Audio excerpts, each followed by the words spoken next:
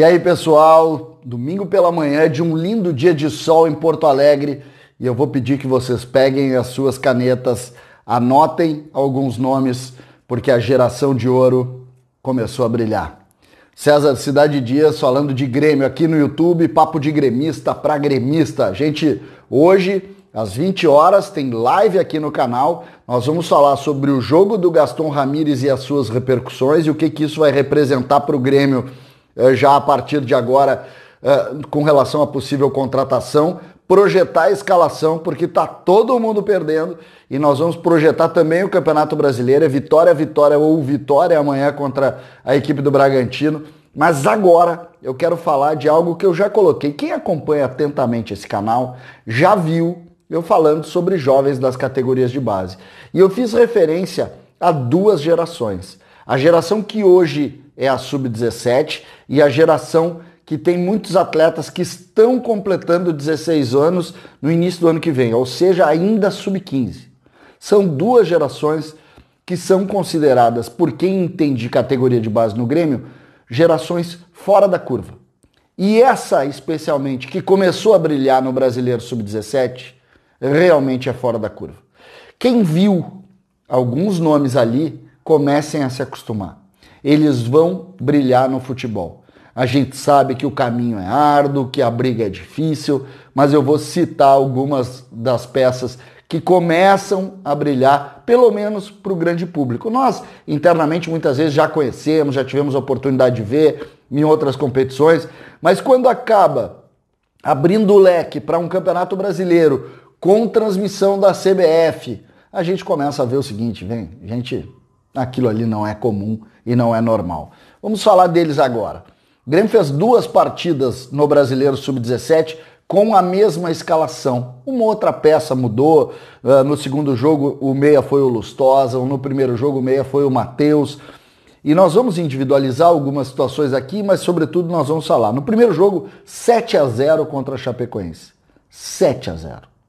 No segundo jogo, lá no Allianz Arena, o estádio do Palmeiras, 3-0 contra o time de São Paulo. 3-0. Ou seja, em 2 jogos, os meninos fizeram 10 gols e não sofreram nenhum. E aí a gente vai, tá, mas tudo bem, o Douglas Rodrigues, o treinador, é competente? É. O Douglas Rodrigues monta o esquema e rigorosamente igual ao time do Renato. Uma linha de 4 zagueiros, 2 volantes, 3 meias, sendo 2 extremas que fecham nas linhas de 4, e um homem de referência, o centroavante, o Pedro Clemente, centroavante alto, forte.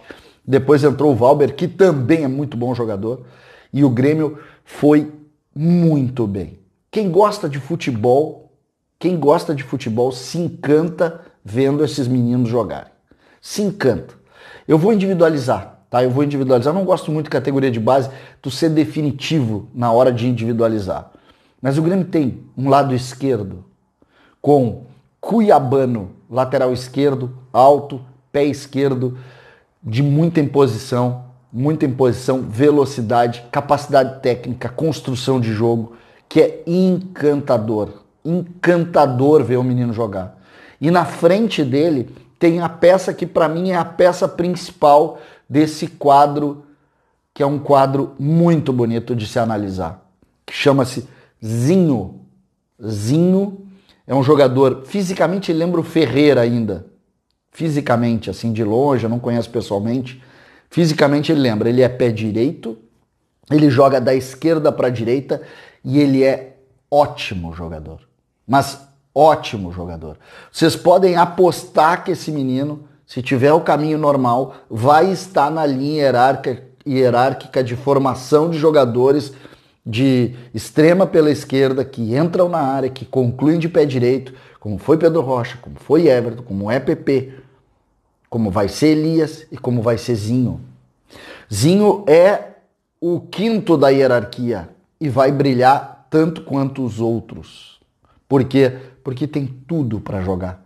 Tudo. Inteligente, joga para a equipe, pensador, boa capacidade técnica, inteligência na articulação, inteligência na hora de definir as jogadas. Bom jogador. bom jogador. Vamos olhar, claro, com mais calma. Do lado direito dessa linha de 3-6 joga o Rubens, que é um pé esquerdo um pouco baixo, vamos ver como é que ele vai se desenvolver, mas também habilidoso, rápido, brigador, lutador, fez o primeiro gol do jogo ontem. Um destaque do time, os dois médio volantes, os dois volantes do time, Ronald e Mila. Dois jogadores, o volante, o capitão do time, que eles chamam de alemão, joga bem fixo na frente da área, sério para jogar, muito entendimento tático. Um jogador também que é preciso olhar com todo o carinho, que também vai brilhar. Eu estou encantado com o time, vou seguir olhando, porque me parece que começou a brilhar a geração de ouro, que a gente falou no ano passado já, no ano passado não, no início desses conteúdos que eu faço aqui desde janeiro, a gente começou a falar dessas gerações. Agora vem a geração, logo em seguida nós vamos começar a falar, já estão nesse grupo, jogadores que sequer têm contrato profissional ainda, no caso o Cauã Kelvin, que tem 15 anos, e já jogou, já fez gol no primeiro jogo, ainda não é titular desse time, nem deveria, porque ele sequer tem 16 anos, mas é outro que vai brilhar, assim como o Natan e outros meninos que a gente sempre vai colocar aqui para vocês. Quero colocar, primeiro, um parabéns ao que o Grêmio está desenvolvendo, esse é o primeiro ponto. Parabéns a todos, a toda a estrutura das categorias de base do Grêmio, porque é assim que se faz futebol. A excelência das categorias de base do Grêmio é que estão fazendo com que o Grêmio seja o que é. O grande sucesso em rentabilidade e venda de jogador, em capacidade de entregar esportivamente. Tem problemas lá na transição do profissional? Tem. Os jogadores muitas vezes são mal utilizados? São. Tem todos os problemas, mas aqui nós temos que elogiar uma excelência, porque o Grêmio é um só. O Grêmio não é o profissional e a base, não é. O Grêmio é um só. O Grêmio sempre foi um clube só. E aí a excelência é da direção, do presidente Romildo, do Paulo Luz, departamento de futebol, dos dirigentes das categorias de base. Isso é que determinam esse sucesso todo do Grêmio. Hoje, quando a gente olha esse trabalho aqui, a gente vê, se nada acontecer e nada vai acontecer de errado, o Grêmio tem time forte nos próximos anos em razão dessas duas gerações de ouro.